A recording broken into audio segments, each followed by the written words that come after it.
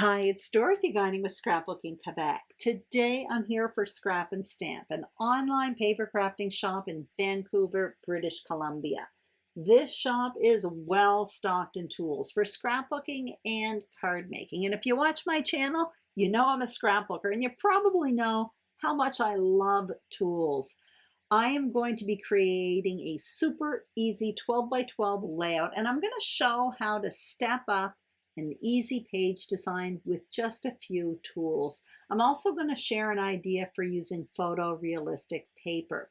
I'm going to be using paper, dies, and a stencil from the shop, and you will get a close look at everything I use throughout this process. I'm also going to put links to the shop along with the products I use from the shop in the description box below. So without further ado, let's get started. Here's what's on my desk. I have two photos that I've matted already in white cardstock. These measure with the mats 3.5 by 5, and they are two photos of me in a hummingbird garden in Negril, Jamaica. So this is a paper collection called Sisters from Reminisce, and the collection has 8 papers, 4 different papers, double-sided, very vibrant, and some of the papers are photorealistic. It also has a 12 by 12 sticker sheet, and from my stash I'm bringing in wood grain paper from Simple Stories along with a 12 by 12 piece of white cardstock. Now I want to show you the tools that I got. The paper pack, by the way, came from Scrap and Stamp, and the tools I'm about to show you came from Scrap and Stamp as well. So this die set is from Tim Holtz. It's called Large Funky Floral Dies. I also have this stencil from the Crafters Workshop called Tropical Fronds. This die set, again, from Tim Holtz. It's called Vacation Block Words. So I use everything that I've just showed you, but this stamp set here called Spectacular Adventure from Alt New, I don't end up using it. So who knows, maybe in my layout share at the end of May, I'll have a project where I use that really cool stamp set. So now what I'm going to do is start setting up my foundation page. And again, it's going to be super, super easy. The first thing I'm going to do is create a very wide border with 3 strips of paper, and I'll put measurements for all of these page parts on the screen a little bit later on. Keep in mind when I put page part measurements on the screen, it's always for visible page parts. So in this case, when I adhere these pieces together to form my border, you're going to notice I overlap, so the white and red strips end up being more narrow. So the measurements on the screen for those strips of paper will be smaller than what I actually cut. And you'll notice that when I adhere. You may have noticed as well, I applied a bit of ink to the wood grain paper, and the ink I used was Morning Mist by VersaFine Claire. It's kind of a smoky gray, and I use it all the time. So you can see how I'm overlapping to create that border. Again, the measurements for the white and red are the actual visible size. So I cut them larger than what you're seeing on the screen.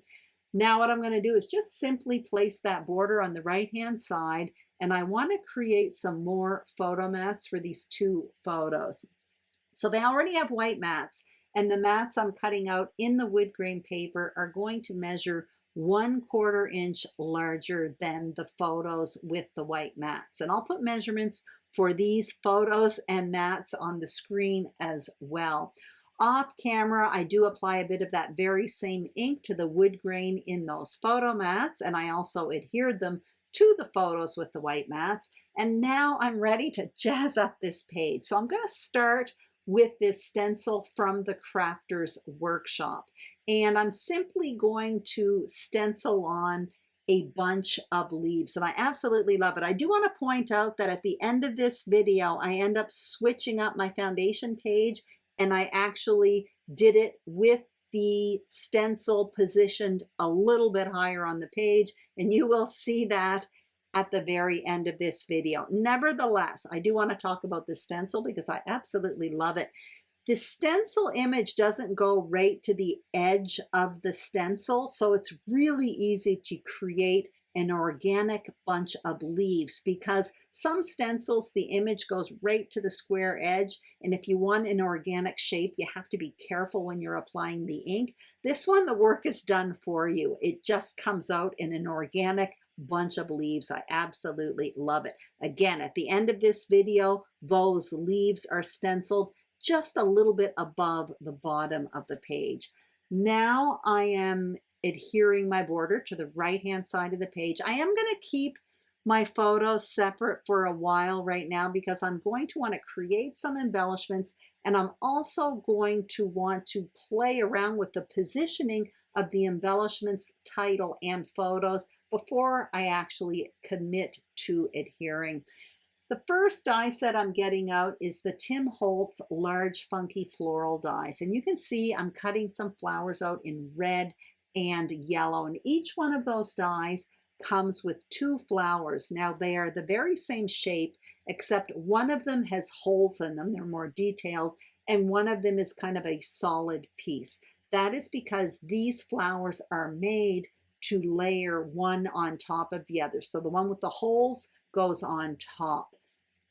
Also, you're going to see me get out the green paper in a minute as well, and I'm going to cut out some leaves. And it's the very same thing for all of the leaf dies in this die set. They each come with 2 pieces made to layer one on top of the other. Now what I'm about to do is show you how to build these flowers. You can see I have done some already off camera, and basically what I did was, you can see the ones at the top there, those are the solid pieces. Those are going to go at the bottom. I put a little dab of liquid glue in the middle. Now I'm coming in with the top layer that has the holes on them, and I'm adhering right on top of them. And I do it for the yellow one as well. And when I do that, I'm adding a little dab of glue in the middle of the top layer. That's because I am going to come in with the flower centers. Now when I cut out the red flowers, it also cut out a red middle of a flower. And when I cut out the yellow flowers, it cut out a yellow middle. So I'm just going to switch them up, and I'm going to put the yellow middle on the red flower and the red middle on the yellow flower. I'm doing these super simple, the very same color, and I'm not doing any inking. The possibilities are limitless with this die set. You could do them in 2 different colors. You could ink them up. You could do all kinds of stuff.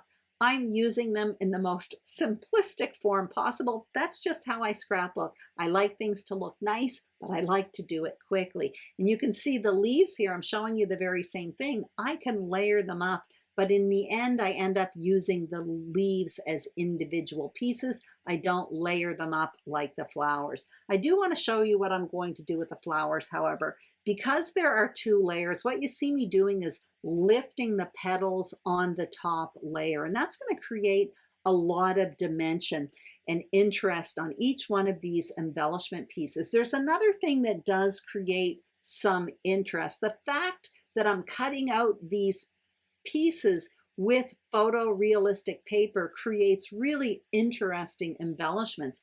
For example, you'll see the yellow flowers there. One looks yellow, one looks orange. It's the same paper. It's just, there's a lot of variations in color in photorealistic papers, and it can make really interesting die cut pieces. The same thing goes for those green leaves there as well. You can see I'm creating a border starting with my flowers, kind of having them intertwine, or whatever you want to call it, up the wood grain border. So I have them kind of bouncing across up the border, and now I'm tucking leaves in. So I'm just tucking them in all around, and it creates a very beautiful border on this wood grain paper, and it is so easy to create. This is just a simple straight border design. Now I do plan to create a repetition of that floral border just beneath that photo on the left. That's what you see me creating right now. It's also going to be where I put my title later on as well. Before working on that section with the photos, I'm just going to adhere that border on the wood grain paper because I like it. I'm not moving it. I'm using glue dots to do this because what I want to do is make sure they are nice and adhered to the page, and glue dots are really tough. But I also only want to put a little bit of adhesive because I want to be able to kind of fluff up the petals of those flowers to create dimension in that border. So the glue dots really has a nice strong adhesive without making too much of the surface area adhered to the page. So I can still fluff up the petals, and I'm just working my way up. And I'm doing the same thing with the leaves. I'm actually just putting a little glue dot on the tip of the leaves and tucking them under the flowers. That gives me the option later on to come in with some foam adhesive and pop up the ends of some of those green leaves just to add dimension, because I'm keeping this page really simple. So I'm really relying on the tools I'm using to create a wow factor. And by number one, using that paper with the different gradients of color in it because of the photorealistic paper, that helped, but also the fact that I fluffed up some of the flower petals and later on will come in with some foam adhesive for the leaves. All of that's going to add texture and interest to that border, which started off as something really, really simple. You can see I've moved on to the second die set. This is the Vacation Block Words die set from Tim Holtz. That die set has tons of words like traveler, road, trip, by, the, sea. You can make all kinds of different expressions and titles with it. I am using Paradise Found. So you can see little alphas pop out. But what I'm going to be using is the negative space that die created. I'm going to show you that in a minute. I'm not quite throwing out those alphas yet. You can see I kind of wiped them on a piece of white cardstock. But what I'm going to do is prepare my title now with the negative space. So I'm just going to trim it with my trimmer. And basically, you can't really see it well on screen right now, but I'm using the edge of the word, like the top of the letters, for example, as a guide. And I'm lining it up along the straight, transparent edge of that trimmer. You can see one side is wavy, one side is straight. So on the straight side, I'm lining up the straight edge of the word, and then I'm trimming. And I do that on 3 sides, and that gives me a block with equal distance to the edge of the paper from the word. I left one side extra long. You'll see what I do with that in a moment. I'm going to basically have those words, Paradise Found, coming out from underneath an embellishment cluster. That's why I left an extra long space of wood grain paper at the beginning of the word.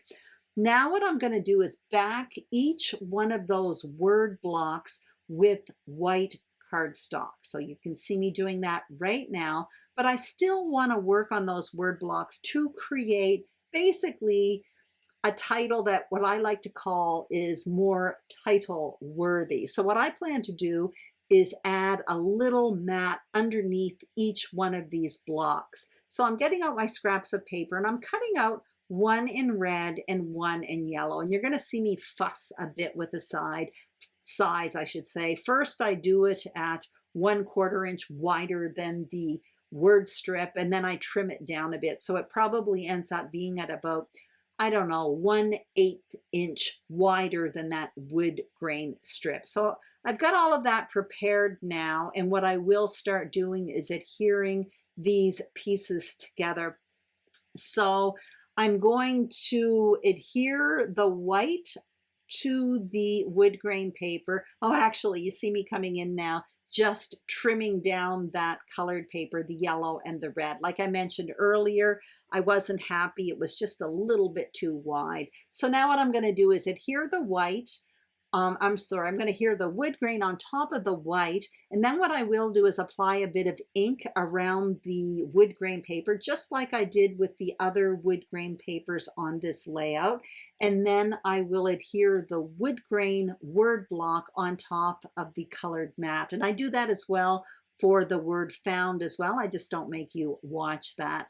Now I'm ready to play around with the placement of my photos, my title, and this smaller embellishment cluster on the white part of this layout. So you can see me just kind of playing around with the leaves and tucking in those words there. I do plan to do my journaling a bit later on underneath the title. So I know where my journaling is going to go. I just wanted to point that out because it's always important if you journal to know where your journaling is going to go. So you can see I adhered my photos down, and now I'm going to start adhering my title. When I adhered the title, by the way, I just put adhesive at the very ends, basically at the beginning of the word, because I want the option to be able to pop the ends of those word blocks up on foam adhesive later on. And when I'm adhering the flowers down, I did the very same thing as I did on the border. I used glue dots and adhered them in the middle. I'm kind of thinking about that stamp set there. I brought it out, but I do bring it out a few times and I end up not going with it, mostly because I absolutely love how these flowers and how that title is looking on the page. So now I'm coming in with some foam adhesive and I'm just popping up some of the leaves. Some of the leaves are more solid than others, and those are the ones I'm popping up with foam adhesive. Again, adding some dimension, texture, and interest to the border. So it's a really simple page, but by creating that border with the flowers, it makes it really, really interesting. So it's a quick and easy, simple page. And now you see me coming in with a few of the foam adhesive dots, just putting it underneath the word paradise. I don't end up doing it underneath the other word. I just leave that one flat to the page. And that is pretty much it. All I have to do is my journaling. Again, I'm bringing out that stamp set, but I don't end up using it. So this is the finished layout. And you may notice the foundation page, the stenciling at the bottom, I did switch that up. I just made sure that there was a little bit of white space at the bottom of the page just to match the white space at the top of the page. For me, when I create layouts, I really like to reserve part of it for white space. It just is calming to my eye. That's just my style. Anyway, I hope this video serves as a reminder for people to use their crafting tools, not just for cards, but on their scrapbook pages as well. If you enjoyed this video, I'd greatly appreciate a thumbs up. If you haven't subscribed to my YouTube channel, I would be thrilled if you did. And if you are a subscriber, thank you from the bottom of my heart. Make sure you check out Scrap and Stamp for these fun products and much, much more. Take care, and I will see you soon on YouTube. Bye-bye.